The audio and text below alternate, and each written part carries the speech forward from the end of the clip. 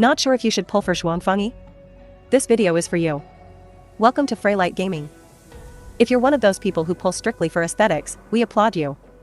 However, if you need to be a bit more selective with your pulls, we hope this video helps you minimize decision fatigue and weigh the pros and cons.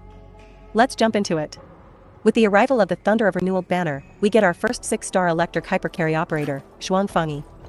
Her basic form allows for efficient single-target combat, but her ultimate, Smiting Tempest, is what truly makes her an exceptional DPS character. It transforms her into the Empyrean of Truth, switching her attacks to multi-target burst damage and granting her substantial resistance to interruption. This has its pros and cons, but let's focus on the pros of adding Zhuang Fangyi to your team roster. Her battle skill, Mantra of Sundering, depends heavily on electrification, therefore, she requires teammates who can inflict electrification on enemies, as this skill's damage scales with the number of electrification stacks consumed. Fortunately, her best teammates are all free to get. She can be paired with Perlica and Arclight, with the addition of Antal, Alesh, or Aviwena. As the first 6-star electric operator, she provides a solid footing against enemies weak to this element, making her a great long-term investment. Let's not forget that the 1.2 update introduces more enemies with these specific weaknesses. Take that information as you will.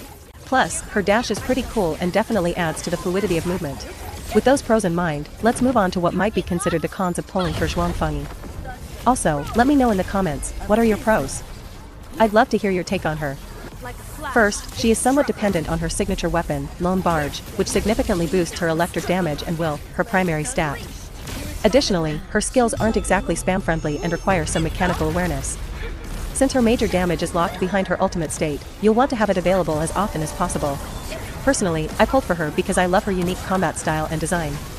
In my opinion, completing another team consisting mostly of free-to-play characters is always a solid strategy in gacha games, especially when you need multiple teams to clear content. And well, now I just need to build her to her full potential. Stay tuned for a damage showcase video coming soon. With that said, let me know your thoughts. Did you pull for her, or do you plan on skipping her banner? To everyone pulling, I wish you the best of luck. See you in the next video.